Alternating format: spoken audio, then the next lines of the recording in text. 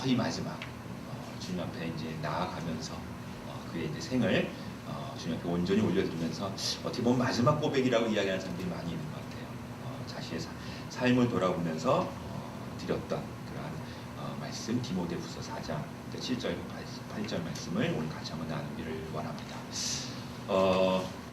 우리가 상 받는 것을 좋아하죠. 우리가 흔히 생각하면서 잘 그냥 생각하지 않고 넘어가는 것 중에 하나가 예수님을 믿는 사람들은 이 세상에서 복을 받을까? 라는 생각을 가끔 하게 됩니다.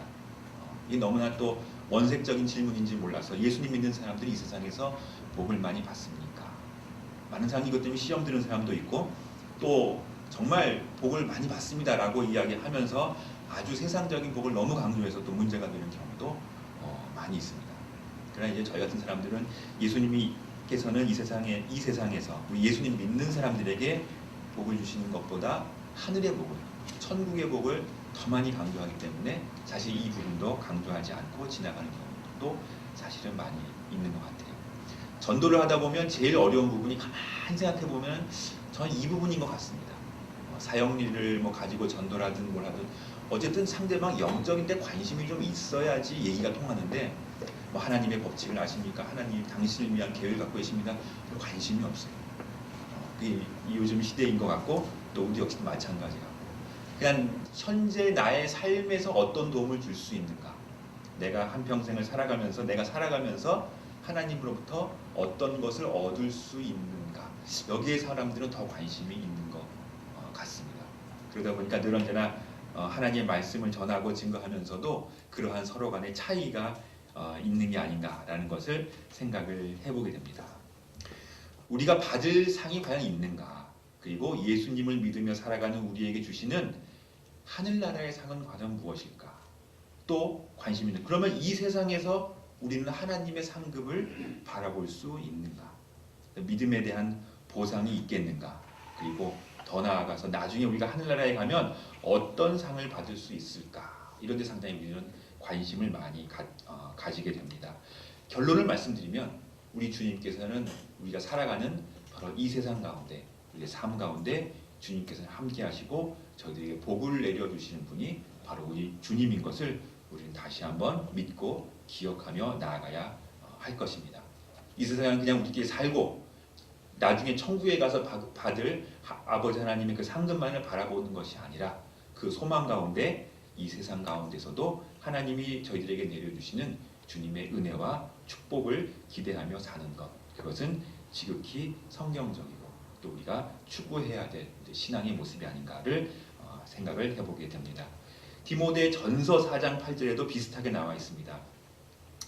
육체의 연습은 약간의 유익이 있으나 경건은 범사에 유익하니 금생과 내생의 약속이 있다 라고 이야기합니다. 주님께서 주시는 주님의 은혜와 축복과 우리와 함께 하시는 그 놀라운 복은 금생과 내생, 우리가 살아있는 이 시대에도, 이 순간에도, 그리고 이후에 우리가 주님과 함께하는 천국에서의 그 만남에도 함께한다라는 것을 이야기를 해주고 있습니다. 주님은 우리에게 이 땅에서도 귀한 복을 주시는 분임을 우리는 알아야 하는 것입니다. 단지 문제는 우리가 원하는 복만을 생각해서 그래요. 주님께서 우리들에게 복을 주신다. 정말 복을 주시는 분입니다. 근데 우리는 주님께서 주시는 복의 가지수를 딱 정해놓죠. 요 정도, 요거를 주셔야지 나한테 맞는 거고 그 외의 거는 복이 아니다 라고 우리는 그렇게 생각하는 경우가 많이 있는 거죠. 게다가 요즘은 그걸 다 이제 다른 가치로 눈에 볼 수 있는, 내 눈앞에 만질 수 있고 볼 수 있는 그 나의 가치로 이걸 다 환산을 해서 거기에 따라서 하나님께서 나에게 주실 수 있는 복의 종류와 가지수를 어떻게 보면 정해놓는 것이 아닌가라는 생각이 듭니다. 그러니까 자꾸 안 맞는 거예요. 나한테 맞아야지 이게 딱 맞는 거고 이게 안 맞으면은 하나님이 나에게 주시지 않는 것이 아닌가라는 생각을 하게 되는데 성경에는 그렇게 얘기하지 않고 있다라는 것을 우리는 많은 부분에서 찾아볼 수 있습니다. 마태복음 5장에 있는 산상수, 팔복이라고 보통 이야기하죠. 하늘의 축복이 우리 가운데 함께하고 그리고 그것을 통해서 하늘나라의 큰 상급을 바라보는 주님의 귀한 복을 저희들에게 말씀해 주고 있습니다. 온유한 자는 복이 있나니 그들은 땅을 기업으로 받을 것이다 라고도 말씀하시고요. 주님께서 주시는 귀한 복이 우리가 살아가는 이 땅 가운데 하나님의 놀라운 또 축복으로, 기업으로 또 우리들에게 임할 수 있다 말씀하시고, 또 11절 12절에도 나로 말미암아 너희를 욕하고 박해하고 거짓으로 너희를 거슬러 모든 악한 말을 할 때는 너희에게 복이 있나니 기뻐하고 즐거워하라. 하늘에서 너희의 상이 큼이라 라고 이야기를 합니다. 이 세상에서 받는 하나님 주님으로 인해서 받는 그 고난과 어려움, 이 모든 부분들이 하늘나라에서 또 상급으로 저희들에게 주시는, 베풀어 주시는 은혜로 갚아진다, 주신다라는 그 말씀도 우리는 잘 알고 있는 말씀입니다. 시편 1편에 복이 있는 자, 역시 하늘의 복이 우리의 삶을 풍성히 할 수 있다는, 주님 앞에 뿌리를 내리고 살아가는 그 삶이 우리를 새롭게 하고 풍성하게 해준다는 메시지를 저희들에게 전해주고 있는 것입니다. 그 말씀을 바라보면서 오늘 이 바울이 자기의 삶을 통해서 하고 있는 바울의 하나님을 바라보면서 바라봤던 하나님의 그 큰 축복은 무엇이었는가를 한번 살펴보기를 원합니다. 근데 아이러니하게요, 이 성경을 보면 하나님의 가장 큰 축복은 심판을 통해서 온다라는 것을 우리는 볼 수 있습니다. 예수 그리스도를 믿는 믿음으로 우리는 영원한 생명 가운데 나아가지만, 사실은 그렇지 못한 사람들은 영원한 지옥의 심판을 받게 되는 것입니다. 그래서 결국 보면은 주님의 심판으로 인해서 하나님의 가장 큰 복이 우리 가운데 예수님을 믿는 자들에게 오는 것이고, 그 심판을 통해서 주님을 알지 못하는 사람은 영원한 멸망의 심판 가운데 들어간다라는 것을 우리는 성경을 통해서 발견할 수 있는 귀한 지혜이기도 합니다. 인간이 죽으면 어떻게 될 것인가? 혹시 여러분도 관심이 있는지 모르겠습니다. 우리가 죽으면 어떻게 될 것인가? 되게 중한 문제이고 어려운 문제이고 심각한 문제이고, 어느 종교나 또 어느 곳에서나 다 이 문제에 대해서 깊이 생각을 합니다. 그러나 또 놀라운 것은요, 되게 관심이 많을 것 같은데 사실 요즘 사람들은 인간의 사후에 대해서 그렇게 관심을 많이 갖고 있지 않는 것이 현재의 모습인 것을 발견을 하게 됩니다. 저는 그런 경우들을 많이 만나게 됩니다. 다른 사람들에게 이야기를 하고, 또 다른 종교에 있는 사람들 같이 이야기해 보면은 당신이 죽은 다음에 어떻게 되겠습니까? 정말 천국을 소망하면 천국에 가겠습니까? 아니면 지옥에 가겠습니까?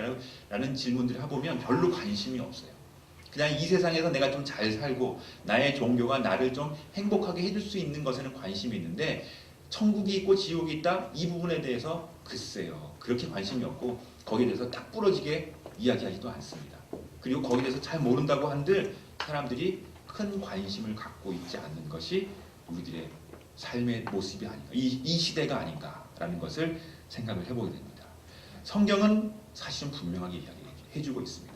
성경은 불신자와 신자의 최후에 대해서, 죽음에 대해서 분명하게 이야기를 해주고 있는데, 성경은 불신자가 죽으면, 우리가 불신자는 예수님을 알지 못하는 사람이죠, 영원한 지옥에 거한다라고 분명하게 이야기를 하고 있습니다.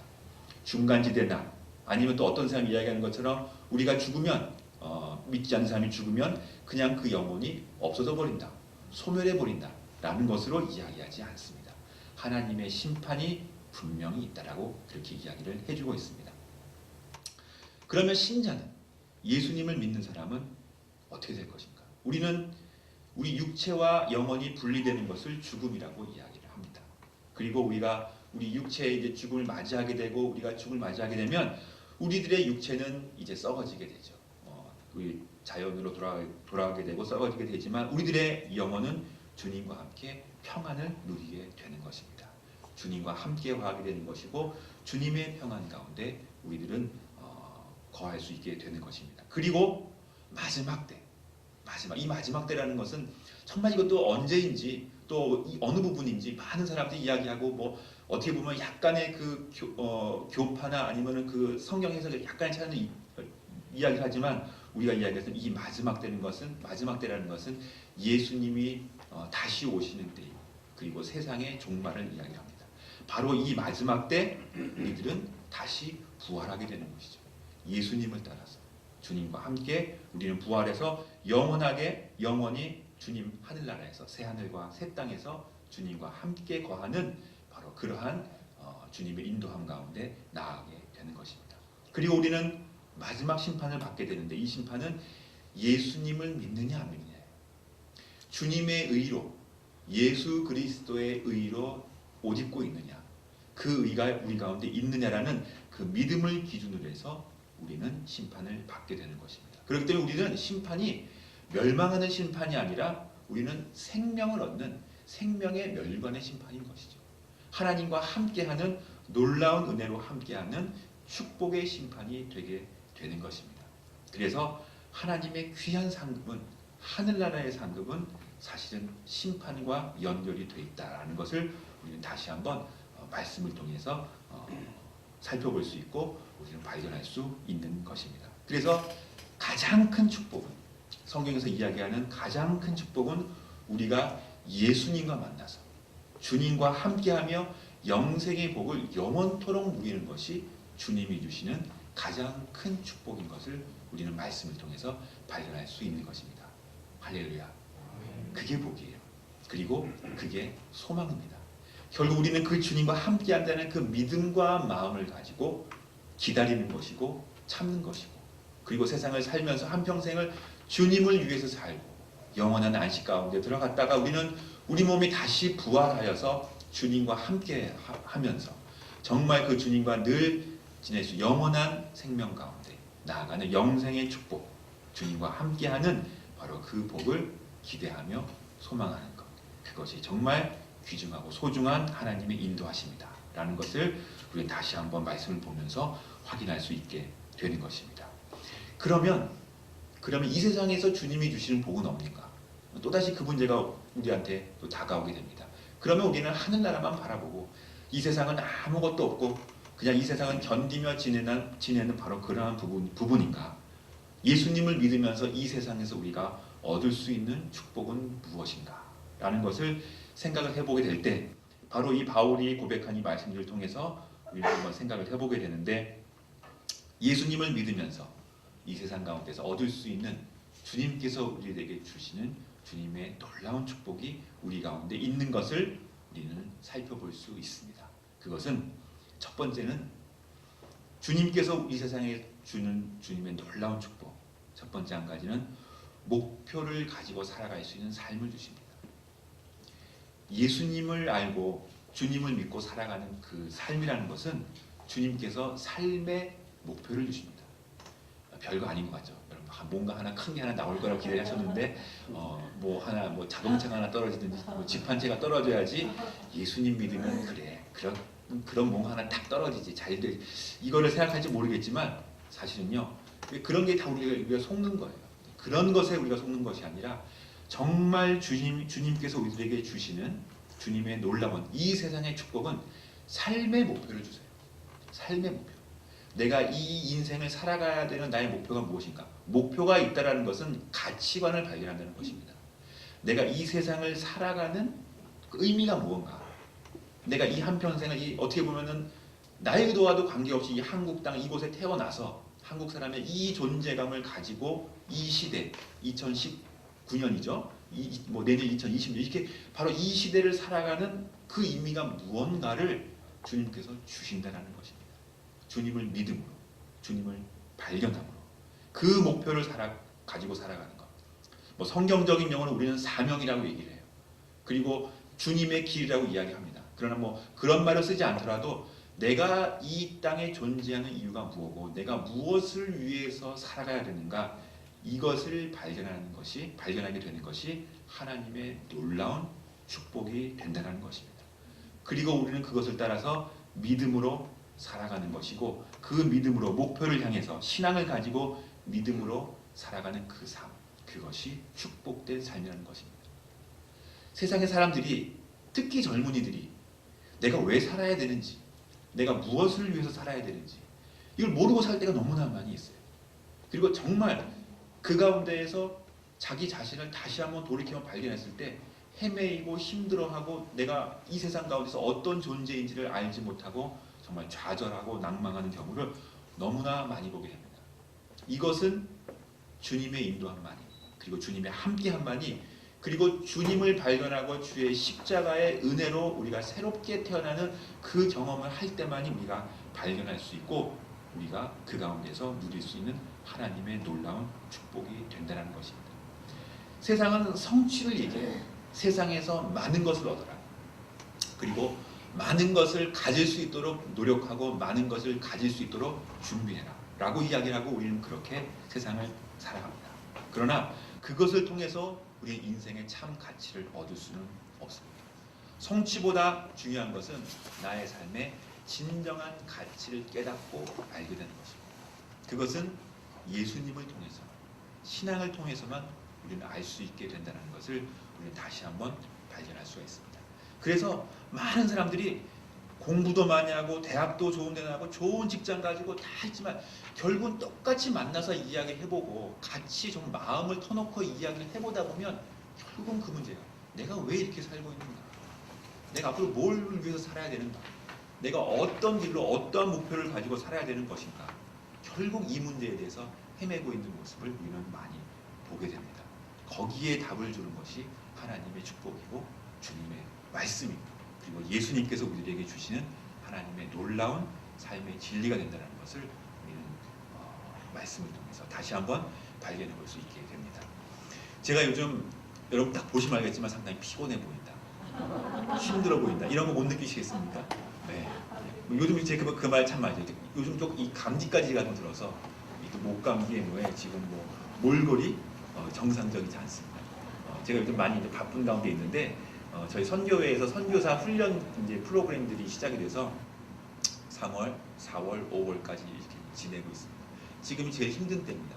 4월 되면 3월에는 재미있어요. 같이 이제 숙식도 하고 숙박도 하고 그냥 한 종일 같이 있는 거예요. 월요일부터 금요일까지 이제 같이 아침부터 그러니까 아침에 이제 예배 뭐 새벽 예배라 하죠.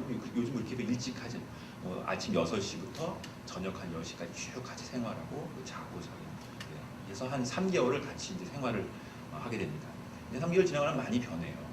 그래서 저도 이제 기도하면서 나중에 이제 우리 그 뭐 중국 학생들이나 이런 학생들 있으면 그렇게 한 일주일 내내 같이 좀 생활하면서 한 달이라도 같이 지내면 참 좋겠다라는 생각을 해보게 되는데 같이 생활한다는 것이 참 많은 도움이 된다는 것을 느끼게 됩니다. 근데 이제 재밌는 게 뭐냐면 3개월을 하면 첫 해 한 달은 재미있어요. 기대가 됩니다. 뭔가 있을까? 그러니까 그 사람들이 참석한 사람들이 힘들어도 열심히 하고 그리고 아주 즐거운 기대감을 지냅니다. 두 번째 달이 힘들어요. 확 꺼지게 되고 내가 여기 왜 왔나? 막 싸움도 나고 저기 하면서 마지막 달은 또 괜찮아요. 왜 끝이 있으니까 요것만 참으면 이제 끝난다라는 게 있으니까 또 이제 마지막 가면은 또 이제 뭐 느슨해지긴 하지만 괜찮습니다. 중간이 제일 힘든데 이제 그 기간에 들어오는 거예요. 왜 힘드냐를 봤을 때 보면 사람들은 특히 예수님 믿는 사람들, 더 나아가서 사역자들, 목사, 선교사, 뭐 어떤 직분을 맡는 사람들 다 보면 가면을 쓰고 있는 거예요. 내가 그러니까 내 이 옷에 내가 교회 가면 이렇게 하고 내가 이렇게 신앙생활 이게 이제 다 마음이 이제 밴 거야. 그 자기 생활 가운데. 그래서 아침 기도하면 뭐 하고 저기 하고 그러니까 자기의 모든 행동과 습관이 다 이제 자기가 어떻게 해야지 이제 신앙인의 모습이고 예수님 믿는 사람의 모습이고 사역자의 모습인지가 마음 가운데 다 있는 것들을 다 쓰고 사실은 내 마음 가운데 있는 마음들을 드러내지 않고 어떻게 보면 가면을 쓰고 쭉 생활하고 있는 부분이죠. 그런 부분들이 이제 예배합시다 그럼 다 모이고 기도합시다 그럼 잘하죠. 기도하고 뭐 설교해 주세요. 말씀도 잘 전하죠.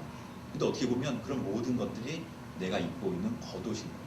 실제로 자기 마음 가운데 있는 어려움, 고통들, 내가 주님 앞에서 내가 어떻게 살아야 되고 어떠한 모습으로 나아가야 되는지 정말 벌거벗은 모습으로 주 앞에 나아가는 그 모습들은 다 가리고 있는 거예요. 상처가 있죠. 어려움이 있죠. 힘든 부분이 있죠. 그런 것들이 시간이 지나면 한 달 정도 지나면 드러나기 시작하는 거예요.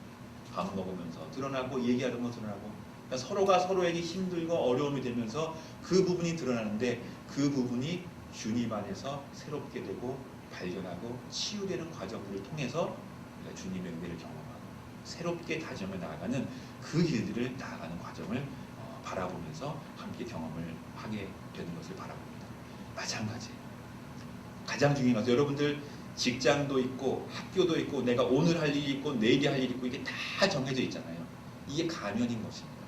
그것을 다 했기 때문에 내가 올해 하루, 내년 하루 그냥 다 지나가고 살다 보면 뭐 월급 나오고 뭐 나오고 뭐 나오고 그냥 그대로 쭉 지나가지만 결국 그것은 이 세상이 우리에게 입혀준 어떻게 보면은 가면과 같은 그런 틀이지 내 영혼이 주님 앞에서 예수님 앞에서 어떤 존재이고 어떤 모습인지 내 마음에 어떠한 기도 제목이 있고 어떠한 것들을 하나님 앞에 가지고 나아가야 되지 정말 벌거벗은 모습으로 다 내려놓고 세상의 모든 것들을 다 내려놓고 내 영혼과 내 마음을 주님 앞에 가져갈 수 있는 그 용기와 마음이 우리 가운데 필요한 것입니다. 그것이 하나님의 축복입니다. 그것을 발견하고 나의 존재, 나의 가치관 그리고 정말 이 세상을 내가 어떻게 살고 있는 것인지를 다시 한번 발견하고 나아가는 것. 그것이 진정 주님께서 우리에게 주시는 축복의 길이다라는 것을 우리는 다시 한번 생각을 해보게 됩니다. 두 번째 축복은 주님을 닮아가는 것입니다. 이 세상에서 주님께서 우리에게 주시는 이 세상의 축복은 주님을 닮아가는 것입니다. 예수님을 믿음으로 인해서 우리에게 주시는 하나님의 복은 우리가 이제 부족하지만 예수님을 닮아가게 된다는 것입니다. 얼마나 성격이 참 우리들이 참 그렇습니까? 참 보면은 정말 서로 뭐 헐뜯고 이런 부분들이 다 있어요. 이게 우리는 죄의 쓴뿌리라고 이야기를 합니다. 그냥 그 마음들이 그대로 남아 있어서 내가 예수님을 믿고 정말 영생의 복을 누린다고 이야기를 하지만 돌아서서는 옛날의 모습대로 그대로 생활하고 살아가고 있는 모습이 바로 우리들의 인간의 모습이에요. 그냥 그 존재가 그 뿌리가 그대로 남아 있는데 그러나 하나님이 이것을 그대로 두지 않고 삶을 통해서 그것을 하나하나 고쳐 나가시는데 점점 예수님을 닮아가는 모습으로 예수님을 알아가는 모습으로 내 마음을 고쳐 나가는 것 이것이 하나님의 놀라운 축복이 되는 것입니다. 이 기쁨은 우리가 이 세상 가운데만 누릴 수 있어요. 어떻게 보면 왜냐? 우리가 주님을 만날 때일 때 그때 우리는 완전한 모습으로 만난다고 했어요. 다 내려놓고 고통과 어려움 없이 이제는 주님과 함께 할 수 있는 바로 완전한 모습 가운데 주님을 만나게 되는데 그 전까지는 우리는 늘 언제나 부족해요. 정말 강아지 같은 성격을 가지면서 살아갈 수밖에 없는 그러한 이 부족한 존재라는 거죠. 그것 때문에 싸우는 거 아닙니까? 똑같이 예수님 믿는 사람들이지만 서로 저 사람은 하는 부분들이 정말 얼마나 힘든 부분이 있는데 놀라운 거는 그런 가운데서도 주님께서 은혜를 주셔서 하루하루 변화시키시고 새롭게 만드시고 예수님을 닮아갈 수 있도록 예수님을 만날 수 있도록 예수님과 함께 할 수 있도록 그렇게 우리의 마음을 고쳐나가는 것 그것이 주님이 우리에게 주신 축복입니다. 그래서 주님이 주신 축복을 생각하면요 우리는 눈물이 나오는 게 사실은 맞아요. 이게 예수님 믿는 사람은 왜 기도 없이 우냐 막 사람들이 뭐라 그래요. 보면 저 사람 구질구질하게 맨날 울고 뭐하고 그럴 수밖에 없는 게 늘 주님을 생각하면 내 부족함이 나오잖아요. 세상을 살면서 회개하면 주님께서 또 고쳐주시고 또 고쳐주고 하면서 내 마음을 변화시키시는데 그게 감격이죠. 그러니까 눈물이 끊일 수 없을 정도로 그렇게 회개하며 기도하며 나아가는 것 그것이 축복이다 라고 주님은 저희들에게 이야기를 말씀을 해주고 있는 것입니다. 마음을 다스리는 것 너무나 중요합니다. 적개심이라는 게 있습니다. 적개심. 이거는 사람을 적으로 보고 이게 누구나 인간 가운데 이 마음이 있는데 이게 타락한 인간 가운데 나타나는 가장 큰 특징 중에 하나예요. 근데 다른 사람과 헐뜯고 다른 사람들을 정말 싫어하고 그 사람들에 대해서 적개심을 품고 살아가는 것 이것이 우리들의 인간의 모습인데 놀라운 것은요 적개심은 없어지지 않는다는 것입니다. 이러한 마음들은 쌓여져 간다는 것이에요. 마치 어떤 사람이 얘기하는데 적금을 묻는 것 같다 그러더라고요. 그래서 적금을 타는 날이 있어요. 개를 타는 날이 있는데 이게 싫은 마음이야. 근데 하나 싸웁니다. 그러다가 어느 날 이제 적금 만기일이 옵니다. 그러면 빵 터지게 되는데 그때는 아무것도 안 보이고 정말 니랑 나랑 한번 해보자 이런 식으로 이게 싸우게 됩니다. 이게 여러분들 이야기가 아니라 이게 다 목사님들 이야기예요. 같이 생활을 한 달, 두 달, 세 달 생각해보면 이게 다 나옵니다. 처음에는 거룩하고 기도 잘하고 말씀 잘하고 다 하고 뭐 할 때마다 다 양보 있고 나고 뭐 하는데 이게 보면 다 쌓아두더라고요. 인간이기 때문에 다 쌓아져서 언제 딱 되면 만기일이 오면은 탁 터지는데 그때는 정말 인간의 본 모습이 다 드러나게 되는 것이 우리의 모습이라는 거죠. 그래서 이 적개심은 주님 안에서 우리는 해결봐야 되고 그것을 내려놔야 됩니다. 이것은 주님 앞에 회개해야 되고 그리고 예수님의 말씀과 은혜로 이것을 치유해야 되지 그냥 그 마음들을 하루하루 쌓아가면서 그냥 여러분들이 마음 가운데 쌓아간다면은 언젠가는 정말 그때가 되면 터지게 되는데 그렇게 되기 전에 하나님께서 내 마음을 치유해 주시도록 주님께서 내 마음을 다스려 주시도록 우리는 기도하며 나아가야 되는 것이죠. 성령님이 그 일을 하세요.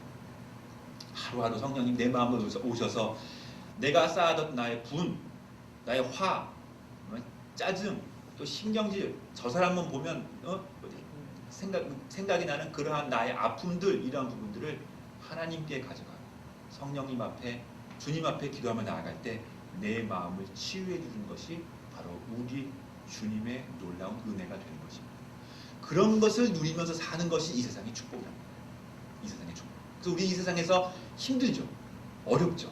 그러나 예수님과 함께 사람들에게 은혜를 베풀고 사랑을 베풀고 그리고 그러한 마음을 살아갈 때 우리의 마음이 점점점 예수님을 닮아가는 그 마음으로 변화될 수 있다. 그것이 이제 축복이다 라는 것을 다시 한번 기억을 해보게 됩니다. 자, 적개심을 없애는 것 딱 하나 말씀드릴게요. 뭐 이런 데 얘기하려면 너무 많은 부분이 있지만 하나는 칭찬입니다. 칭찬. 여러분 사람을 칭찬해 주면 칭찬을 받는 사람도 마음이 누그러지고 칭찬하는 여러분들도 그 마음이 누그러집니다. 그래서 서로 칭찬해주고 격려해주고 사랑을 나타내주고 표현해주는 것. 이것이 우리 마음 가운데 예수님을 닮아갈 수 있는 주님과 함께할 수 있는 놀라운 하나님의 은혜와 축복이 된다는 것입니다.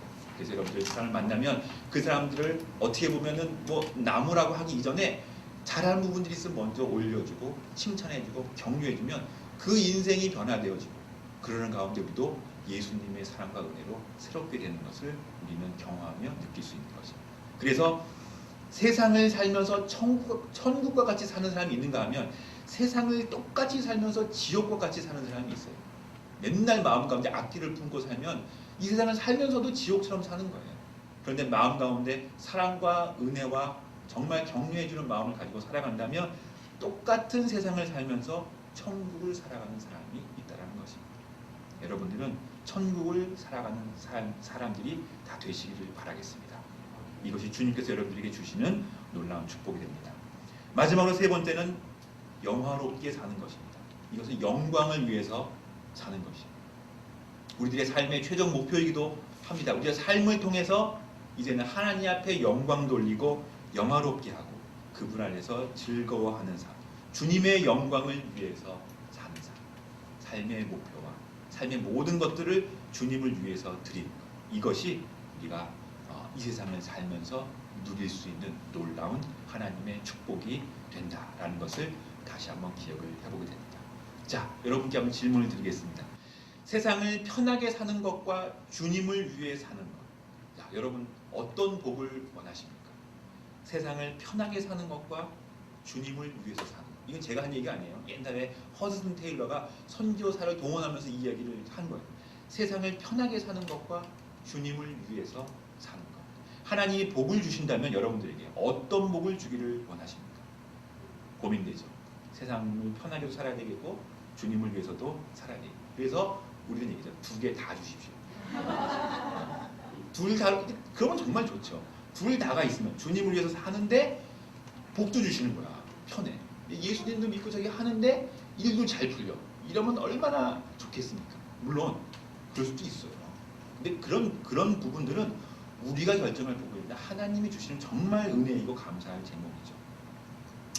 그러나 우리는 다시 한번 생각하면서 이 세상에서 주님을 위해 사는 그 삶 자체가 얼마나 소중하고 귀중한 것인지 그걸 다시 한번 생각을 해봐야 되는 것이 우리들의 기도 제목이다라는 것을 다시 한번 나누게 됩니다.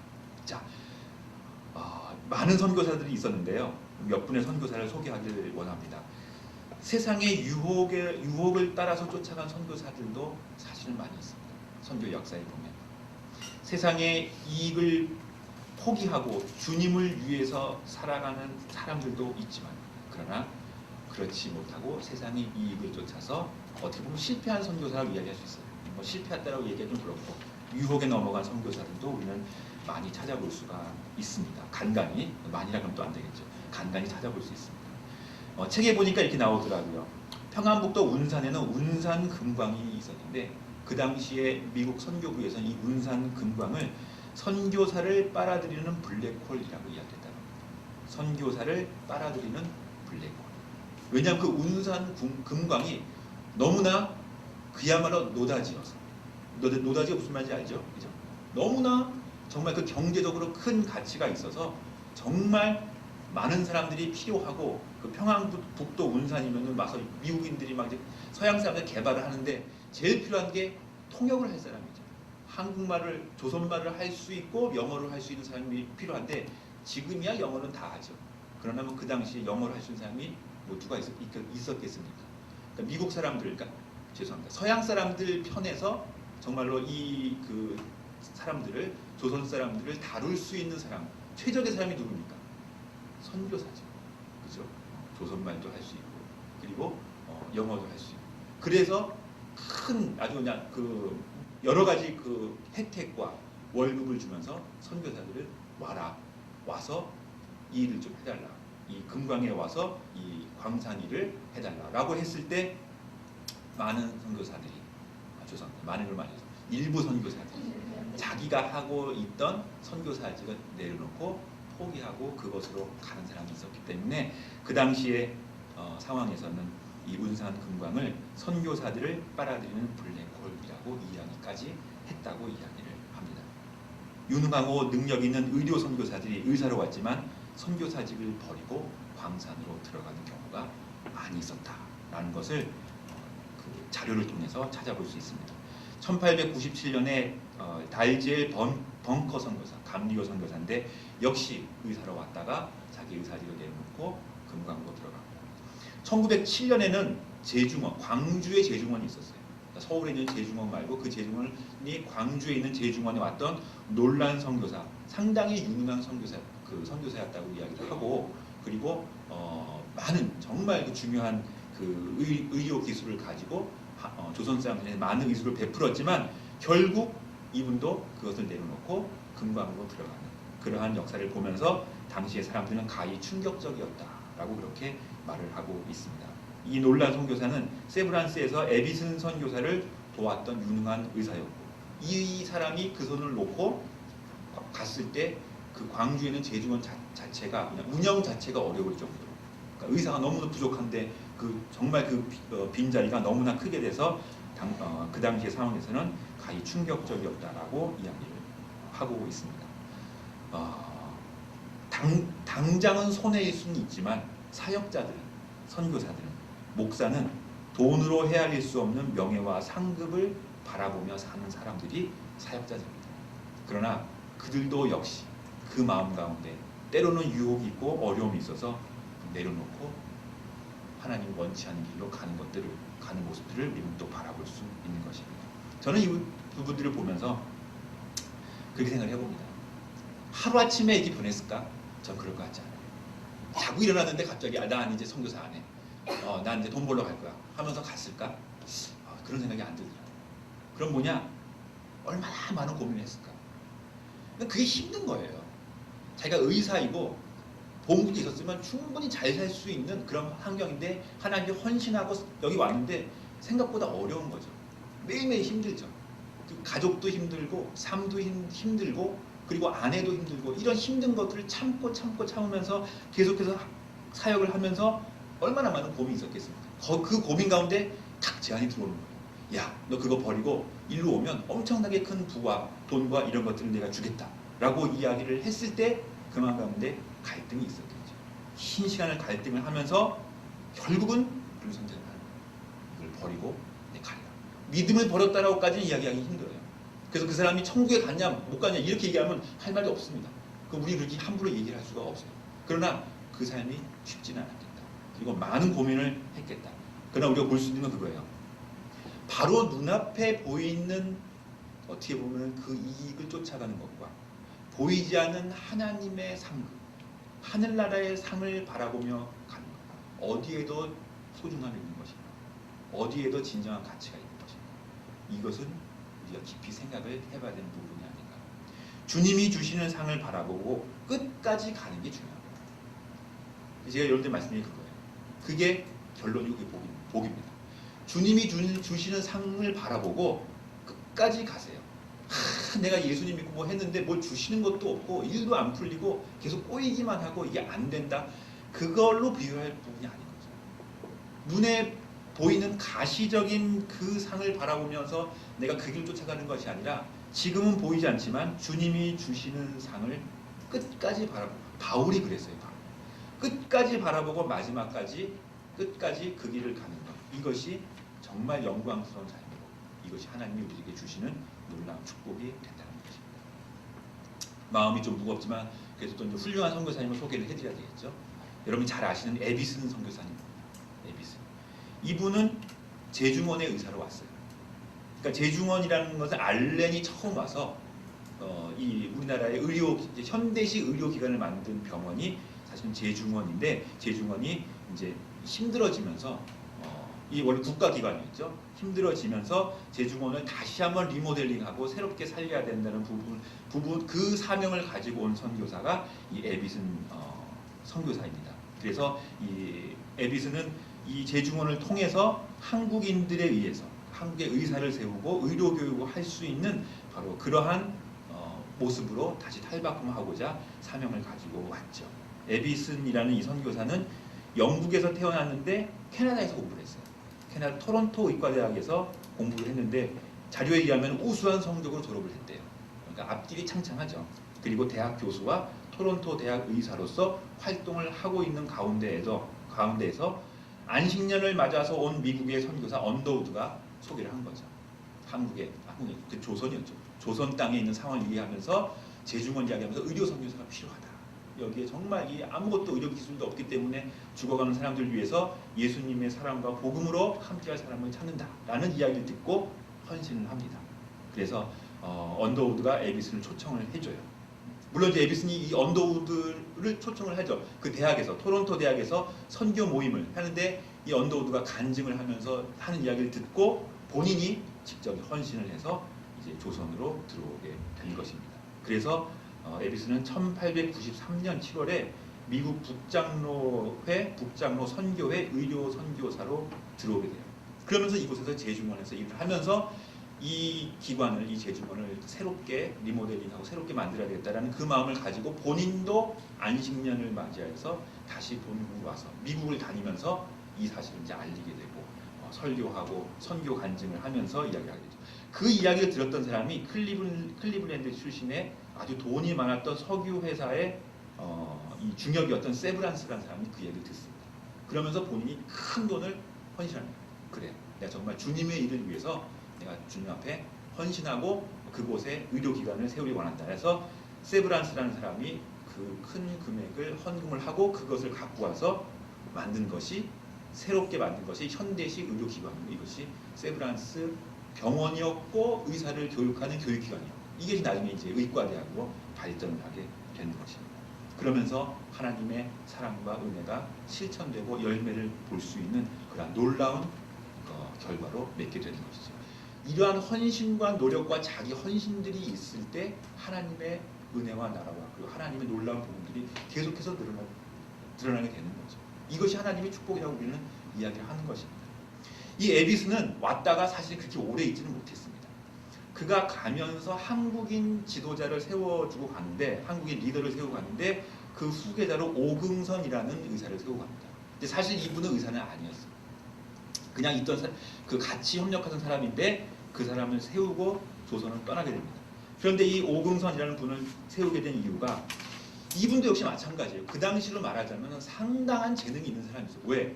영어를 하고 조선말을 했을 때 통역으로서는 최고죠. 영어를 하고 조선말을 할 수 있기 때문에 그 당시에 미국의 큰 전기 회사들이 들어왔을 때 가장 필요한 사람이 통역할 사람이에요.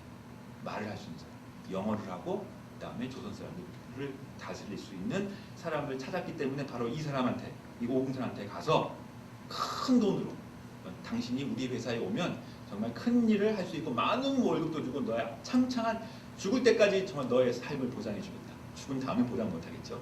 너 보장해줬다 이런 부분으로 이야기를 합니다. 그때 오궁선이 에디슨한테 가서 상담하면서 이야기했던 말이 질문이 선교사님 제가 그 회사에 가면 전도할 시간이 있겠습니까? 물어보고 그리고 제가 그 회사에 가면 주의를 지킬 수 있겠습니까? 이거를 물어봤대요. 이건 이제 에디슨이 들은 거죠. 그러면서 솔직하게 대답해요. 당신이 그 회사에 가면 엄청난 돈을 벌 수 있고 편하게 한평생 정말 편하게 살 수 있을지 모르지만 그곳에 가면 전도할 시간은 없을 것입니다. 그리고 주의를 지킨다는 보장이 없습니다. 월화수목 금금금 이렇게 살아갈 수밖에 없을 것입니다. 이 이야기를 들었을 때 이분이 선택한 것이 내가 눈에 보이는 그 나의 복을 선택할 것인가. 지금은 눈에 보이지 않지만 하나님의 그 놀라운 하늘나라에서 주실 주님의 상급을 선택할 것인가. 주님을 선택한 것이죠. 그래서 그곳을 가지 않고 끝까지 에디슨과 함께 같이 동역을 했고 그리고 또 그것을 이제 알았던 선교사들이 이 오궁선이라는 사람을 미국으로 데리고 와서 미국에서 의학 공부를 다시 정식으로 시켜줘서 이제 그 책에 의하면은 한국 최초의 피부과 전문의가 돼서 다시 한국에 와서 정식으로 세브란스 의과대학의 이 병원의 병원장으로서 이 일들을 감당하게 됐고 이후에는 사실은 이 세브란스도 이제 일본으로 가면서 이 오궁선도 이제 병원에서 나와서 교육 사업에 그 사람들을 후배를 양성하는 그 교육 사업을 하였다라고 그렇게 이야기를 하고 있습니다. 주님을 위해서 자신의 삶을 드리고 목전의 이익을 추구하기보다는 하늘나라의 상을 바라보는 삶, 이 믿음의 삶이 결국 열매를 맺게 된다는 것입니다. 그러니까 편하게 살고 이 세상의 복을 추구하며 살면요 편하게 삽니다. 정말 여러분들 정말 편하게 행복하게 살 수 있을지 모르겠습니다. 그러나 열매는 없습니다. 죄송하지만. 그러나 눈에 보이지 않지만 하늘나라의 상을 바라보며 살아가는 그 삶은 힘들고 어렵고 고통스러울지 모르지만 주님의 열매가 삶 가운데 나타나게 된다는 것입니다. 우리는 어떻게 살아야 되는 것인가 다시 한번 생각을 해볼 때 오늘의 이 본문 바울의 이 고백 마지막 고백을 보면 나는 선한 싸움을 싸우고 나의 달려갈 길을 마치고 믿음을 지켰다. 이 고백이 마음 가운데 너무 진짜 와닿아요. 선한 싸움을 싸우고 살아가는 게 싸움이에요. 선한 싸움을 싸우고 나의 달려갈 길을 끝까지 마치고 내가 믿음을 지켰다. 하나님 앞에서 그 믿음을 지키고 나아간다. 그리고 이제 후로는 나를 위해서 나의 의의 면류관이 예비됐다. 그러니까 한 천국을 바라보는 거예요. 마지막 얘기가 이제 주님이 나에게 주실 의의 면류관을 바라보고 주 곧 의로우신 재판장이 여기도 재판장이 나오잖아요. 이 상급을 이야기할 때는 심판이 늘 따릅니다. 이 재판장이 예수님이죠. 그러니까 그분을 믿는 그 믿음으로 내가 이 정말 하나님의 마지막 심판대가 섰을 때 내가 힘들고 어렵게 살았지만 주님이 이렇게 말씀하시는 어렵게 힘들고 살고 핍박받며 살았지만 예수님을 인해서 살았던 너의 그 삶 그거를 갚아주시는 거예요. 그걸 보상해 주시는 거예요. 그러면서 우리를 이끌어주고 정말 맞아주시고 함께 해주시는 그 주님의 놀라운 은혜를 바라보는 것 이것이 바울의 은혜였죠. 바울이 한평생 살았던 주님의 정말 큰 상이었죠. 주 곧 의로우신 재판장이 그 날에 내게 주실 것이며 마지막 날 내게만 아니라 주의 나타나심을 사모하는 모든 자에게도 믿는 모든 자에게도 이러한 은혜가 있을 것이다 라고 고백을 하죠. 바울은 분명한 목표 주님을 향해서 살아가는 그 목표를 살았고 그리고 의의 면류관 그리고 예수님과 함께하는 정말 그 삶을 살았던 것입니다. 그리고 끝까지 그 삶을 살았을 때 결국은 소망하며 자기 인생의 마지막을 하나님 앞에 올려드렸던 바로 그 귀중한 모습을 다시 한번 생각을 해볼 수가 있습니다. 우리가 주님께 영광을 돌리며 사는 삶 이것은 세상에서 가장 귀중한 축복임을 다시 한번 깨달을 수 있기를 바라겠습니다. 결국 우리가 하나님의 큰 상을 바라본다는 것은 천국에서 주님과 함께하는 복을 기대하는 것입니다. 또 하나 동시에 이 세상에서 오늘 이 순간에 주님을 영화롭게 하는 그 삶을 살아가는 것 이것이 주님이 우리에게 주신 가장 큰 상이 된다는 것입니다. 하늘나라의 상급을 바라보면서 이 세상에 주님의 축복으로 살아가시는 저 여러분들이 다 되시기를 주님의 이름으로 축원드립니다. 기도하겠습니다. 하나님 아버지 감사합니다. 주님의 은혜로 살아가는 저희들 되도록 인도하여 주시옵소서. 눈에 보이는 정말로 세상적인 현실적인 문제를 바라보면서 그 길로 쫓아가는 것이 아니라 눈에 보이지는 않지만 마지막 날에 저희들에게 주실 하나님의 은혜와 그 복을 바라보면서 끝까지 견디며 믿음으로 살아갈 수 있는 저희들의 삶이 되도록 주님 붙들어 주시옵소서. 주 앞에 영광 돌리며 주님만을 기억하며 바라보며 사는 헌신하며 살아가는 저희들의 삶이 되도록 주님 축복하여 주시옵소서. 감사 찬양 올려드리며 예수님 이름으로 기도하옵나이다.